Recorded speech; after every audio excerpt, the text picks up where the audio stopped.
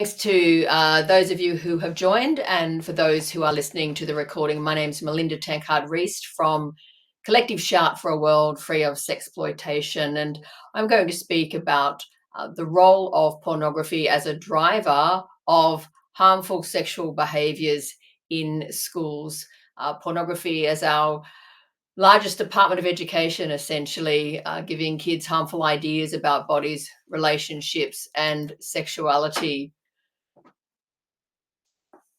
I'm showing you this image because a school teacher, actually principal, showed me this image and told me the story that went with it. She said that the 6-year-old boys in her school, the 6-year-old kids, were given an in-class assignment and told to use their iPads and the app Pic Collage and make pictures of their favorite things and then present them at the front of the class. And this is what the 6-year-old boys came up with, and they didn't think that was inappropriate. They presented that image that they created in their classroom to the other children at their school. And you can imagine the response there of the teachers. But, you know, we say to boys, respect women.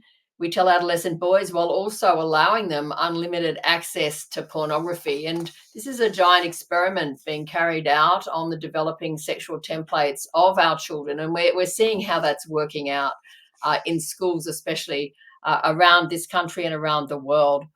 So cultural norms are essentially taught through pornography. When boys learn early to enjoy, to take pleasure in, to laugh at, and to get off on torture and humiliation videos, when they are fed a diet of rape porn and racist sexual abuse, does the avalanche of violence against women come as any surprise? There's significant data now on the links between porn exposure and attitudes normalizing violence against women, aggression, and rape myths. I'm not going to share all of that right now, and I'm sure you're all well versed in that data. But I will share from this study on the relationship between pornography use and harmful sexual behaviours, which found exposure to violent and/or misogynistic pornographic content has a significant association with attitudes supporting violence against women. Pornography use is associated with and predictive of sexual aggression, teen dating violence, and experiences of sexual victimization. A major Australian report by Our Watch called Pornography, Young People and Preventing Violence Against Women found studies have highlighted the high frequency of specific violent behaviours, largely directed at women, including gagging, verbally abusive language, and the more generally prevalent portrayal of male dominance and female submission. Research suggests that greater porn use is associated with less progressive attitudes about gender roles, a belief that women are sex objects, and rape myth acceptance. We now have the role of pornography as a driver of attitudes that contribute to violence against women acknowledged in our federal government's national plan to end violence against women and children. And a number of our allies there will already know that a Collective Shout led the campaign to pressure the federal Labor government to reverse an earlier decision against an age verification trial. This had been recommended by our own e-safety commissioner, who I know you had on a little bit earlier.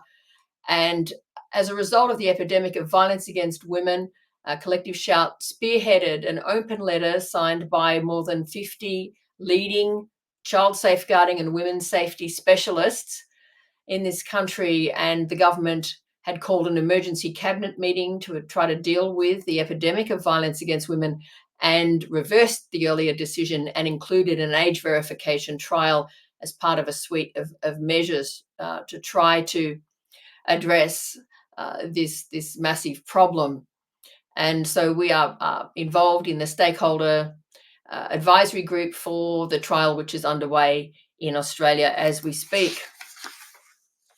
We have an alarming rise of sexual assault in this country, and significantly, the research shows that 61% of victim survivors were under the age of 18 when the sexual assault occurred. We know how underreported sexual assault is. We could easily increase those numbers. Also particularly alarming is that adolescent males are now identified as the cohort with the highest rate of sexual offending. If you look at the ABS data there, Australian Bureau of Statistics, you'll see that adolescent males 15 to 19 are identified as carrying out the highest rate of sexual offending. And if you think that's alarming, wait till you see what I'm about to share with you. Adolescent males are now topping the list of child sexual abusers. By far the most common child sexual abuse perpetrator in Australia is another under 18 known to the victim, with numbers spiking in recent decades. You can read that research in the International Journal of Child Abuse and Neglect, which says child sexual abuse by known adolescents is now identified as the single most common category of sexual offending against children in Australia. Violent pornography was identified as a factor. If this is not a wake-up call, then I do not know what is. Speaking personally, I engage thousands of young people in Australia every year, and the stories that girls are telling me are getting worse, and they're getting worse younger. They tell me about routine sexual harassment at school. They describe being sexually harassed at school, on the school bus, being touched and groped at school, being ranked on their bodies compared to the bodies of porn stars, being told their mothers are MILFs, being threatened with rape if they don't send nudes, being asked for sex acts by boys at school, being called names if they speak out or complain, being subjected to sexual groaning and moaning noises every day. These stories were the impetus for some research I'm about to share with you on the prevalence of harmful sexual behaviours in schools. Harmful sexual behaviours harmful sexual behaviour is defined as sexual behaviour expressed by children and young people under the age of 18 years old that are developmentally inappropriate, may be harmful towards self or others, or be abusive towards another child, young person, or adult. We are seeing rates of harmful sexual behaviours through the roof in this country, and I'm sure that the same data would reveal the same in your own countries. Harmful sexual behaviour and peer-to-peer sexual harassment is being seen globally. American students in year 9 to 12, research with over 18,000 American students in years 9 to 12 found 29.9% being reported being a victim of sexual harassment in the UK, and Violence Against Women in 2024 reported that girls and young women were facing sexual harassment and assault on an alarming scale. Almost a third of girls surveyed said they did not feel safe from sexual harassment in schools. In 2022, police in England and Wales received reports of 14,800 rapes and sexual assaults against children aged 10 to 17, where the suspect was classified as a child, the overwhelming majority being boys. I want to share specifically now about our report, Sexual Harassment of Teachers. I have a beautiful hard copy here to show you. We just launched it late last year. This report came about as a conversation between myself and Maggie Dent, who's a very well-known Australian parenting expert and author. And Maggie and I were sharing one day over breakfast the stories we were hearing in schools, what teachers were telling us, what students were telling us. And Maggie came up with an idea. Why don't we launch a petition? Why don't we launch a survey? Why don't we launch a survey and see what students are telling us? Sorry, I'm in the middle of a petition right now. You might have heard of it. It's to get rid of a rape and incest simulation game off Steam gaming platform. and we've got it off the platform in Australia and Canada, and now the UK has just pulled it. So this is big news. The UK has decided to force Steam to pull this game. So I'm sorry, I am thinking a little bit about our trending global petition, which you can find on change.org. But really, I need to talk about our survey. So we launched the survey through our networks, and amazingly, we heard from 1,000 teachers. It was a huge response, and I want to share with you some of the key findings. 46.9% of survey respondents experienced sexual harassment within a school environment. 80.6% of teachers were harassed by a student. 49.1% witnessed the sexual harassment of a colleague within the school environment. Teachers reported students mimicking sexual acts they had seen in pornographic content, making sexual propositions, and making rape jokes and rape threats. The teachers also reported significant peer-to-peer sexual harassment. 66.6% of survey respondents reported witnessing the sexual harassment of a student by another student. 57.4% reported receiving at least one disclosure from a student about being sexually harassed, and 39.1% of teachers reported receiving between 1 and 5 disclosures from a student that they had been sexually harassed.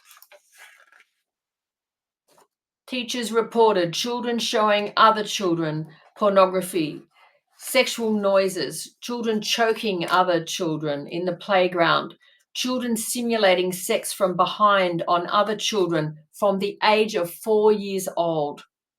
Year 5 and 6 students sending nudes after being continually asked to do so, photos then being passed around to other boys. Multiple teachers observed an increasing trend of male students pressuring female peers for sexual images. This was linked to the normalization of and overexposure to sexual imagery on social media platforms. A lot of people don't realize that children are frequently exposed to porn on popular social media platforms. One Year 7 teacher observed this was happening at younger ages. Students in grade 7 are coercing girls into sending child exploitation material, said one teacher. Survey respondents also revealed a deeply concerning trend of early exposure to pornographic material. They reported instances of children as young as Year 2 accessing and sharing porn content through personal devices or through social media. One teacher commented, "I've had boys in Year 7 confess to me that they are addicted to pornography." In line with research that porn is a primary source of sex education for young people, one teacher indicated they were aware of students accessing Pornhub to learn about sex. Survey data also revealed that sexual groaning had become widespread and deeply concerning. We had 53.5% of respondents personally sexually harassed at school, and they said that they experienced sexual groaning noises as part of that harassment. One teacher said the sexualized noises are the worst because nobody seems to take it seriously. Yet my classes are constantly interrupted by moaning, groaning, choking, and gagging noises. Year 7 students were accessing porn online. Behaviours were becoming more covert, deviant, and expressed digitally using graphically violent and pornographic videos on group chats that start as homework groups and descend as the year wears on. A teacher said, "I've had to deal with an increase in sexual assault threats online, sexual images being shown, and girls being pushed to do sexual acts." Teachers commented that boys as young as year 7 were making comments about rape in class or making rape jokes towards girls. Girls as young as grade year 7 were being told by boys that they will be raped. Other boys are making violent rape threats. And one teacher commented that older boys state they intend to rape their future partners when they grow up. This does not augur well for civilization, does it?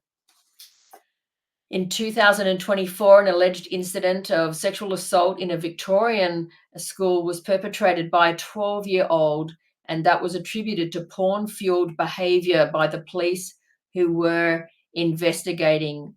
A University of Melbourne researcher, Gemma McGibbon, said the porn industry is culpable and basically grooming our children to be abusers, and some boys are abusing because they're acting out what they're understanding to be their entitled rights. I'm going to share with you some recent examples here in Australia. We're seeing a rise in AI-enabled so-called deepfake porn, image-based sexual abuse, deepfake sexual abuse images. There was a case in a regional Victorian grammar school where a schoolboy was arrested after creating deepfake pornographic, sexually abusive images of 50 female students in this fake explicit AI photo scandal. I use fake with great hesitation because these are real images of real schoolgirls, images of real school teachers that are morphed into porn using easily available AI tools. There are 127 nudifying and undressing apps which will nudify and undress any woman or any girl within seconds for as little as $2. We're trying to get these banned globally. I was quoted in the Age newspaper saying, girls in schools across the country are being traumatized as a result of boys turning themselves into self-appointed porn producers. These two cases I'm about to share are all from the last month in Australia, reported in the Herald Sun newspaper. Education Minister slams vile rape threat to a Melbourne schoolgirl, 12-year-old schoolgirl, first year in high school, threatened with rape by a boy of the same age. Another case, this is in a fairly elite private school where the boys' cricket team had an encrypted chat on Discord. From memory, they were in year 10 and they were sharing child sexual exploitation material. And for reasons we cannot understand, there has been no further police investigation of that incident. Sharing an image of a minor female in a sex act with an adult male. In the UK, it's recently been reported that schools are struggling to address sexual assaults by pupils. And you've probably seen this story. Abuse claims and rape culture identified at 1,600 primary schools in the UK. I've had a theory about this for a while, that the rise of school absenteeism, of school refusal in girls is significantly as a result of schools being hostile, unsafe environments for girls. Girls do not feel safe at school. Schools have become sites of abuse. And this was actually reported by the Agenda Alliance in the UK, who said, we can't address absenteeism and school refusal if we don't address the unwelcoming and harmful environments in schools which threaten the physical and mental health of students. Girls face an incredibly hostile environment. Research shows sexual harassment and violence can lead to lower school engagement, anxiety, alienation from teachers, and poor academic achievement. And with everything I've shared tonight, it's no wonder that girls don't want to go to school. They feel unsafe. They feel at risk. If you're interested in our report, you can find it here at this QR code, which will take you to a PDF version of our sexual harassment of teachers report on our Collective Shout website. I've included some images here of some of my books on the subject: Getting Real, Challenging the Sexualization of Girls, Big Porn Inc., and He Chose Porn Over Me, Women Harmed by Men Who Use Porn. A couple of other articles that might be of interest to you. ABC published my piece on why consent doesn't stand a chance against porn culture. The best consent programs in the world cannot compete with the biggest department of education in the world, the global porn industry. And that's why the work that you're all doing is so critically important. I also had a long form essay published by Eureka Street on harmful sexual behaviours in schools called When the Moaning Stops, How Porn is Damaging Young People. And Eureka is about to publish another piece by myself on the findings of our sexual harassment of teachers report. You can follow me on my socials, and of course, a Collective Shout would love to have your support.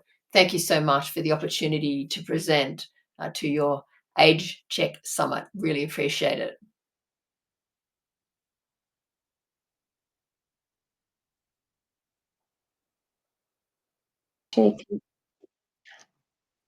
Hello, Melinda, can you hear us? I can. Would you like to clap then, please? There you go now. That's very kind. I noticed at the start, I repeated myself because I realized the recording hadn't started yet. That's okay. So, It's all recorded successfully now, Melinda. I think I've had a request in the room to just go back to one of the slides. yes. Just briefly, but then for the QR code for the report. Oh, of course. Yes, the QR code for the report, of course. With pleasure.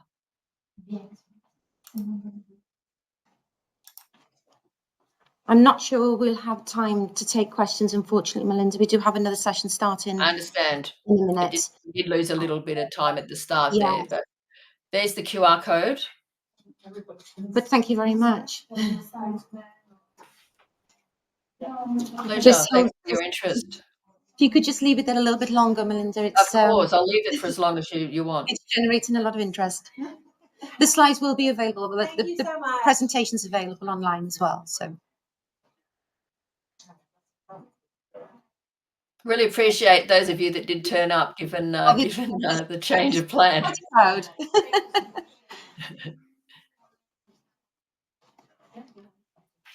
Thank you very much, Melinda. Can I just get a little quick photo myself as well before you go to your other one? Yes, of course. How would you like Yes, to? to be able to share it with our supporters as well. Thank you so much, and all the best for the rest of the summit. Our pleasure. Thank you very much, Melinda. Take care. Thanks so much again. Good evening. Good evening to you. Good evening to you as well. I'll just exit myself out here. Thanks again. Bye-bye.